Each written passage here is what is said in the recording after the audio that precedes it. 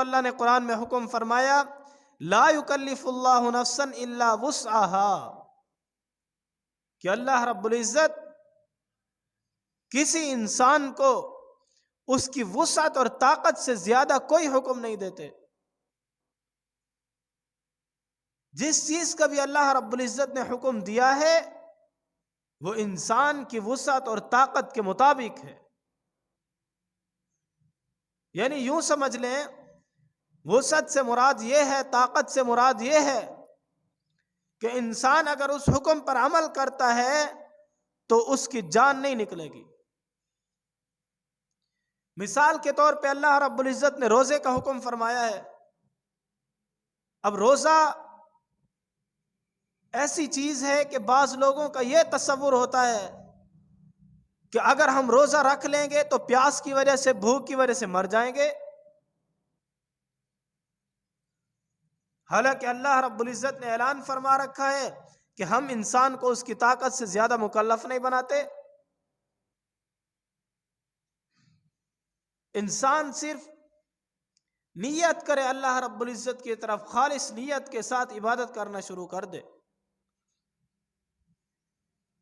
ہمارے بڑے بتاتے ہیں کہ آج کل تو بہت سہولیات آ گئی ہیں، آج کل تو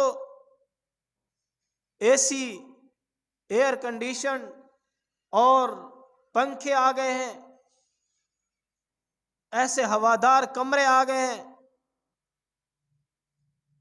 پہلے زمانے میں جب ہمارے آباء و اجداد ہوا کرتے تھے اس وقت اے سی تو اے سی، اس وقت یہ پنکھے بھی نہیں ہوا کرتے تھے، اور سہولت تو دور کی بات ہے، وہ صرف بیٹھ کر کوئی کام نہیں کرتے تھے چھاؤں میں، بلکہ وہ مزدوریاں کیا کرتے تھے۔ مزدوریاں بھی ایسی جو ہم بغیر روزے کے نہیں کر سکتے، وہ روزے کے ساتھ کیا کرتے تھے۔ مثال کے طور پہ رمضان المبارک گرمیوں میں ہوتا اور اس وقت کھجور کا موسم ہوا کرتا تھا، تو والد صاحب بتاتے ہیں کہ جو ہمارے دادا تھے وہ دھوپ میں کھجور چنا کرتے تھے روزے کے ساتھ۔ اب اگر روزے سے کچھ ہوتا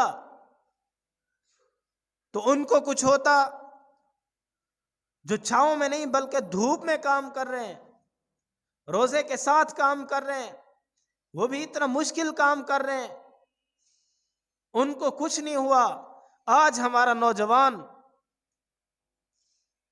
جو طاقتور ہٹا کٹا نوجوان ہے، اور موسم بھی ایسا کہ جو ہر لحاظ سے انسان کے موافق ہے،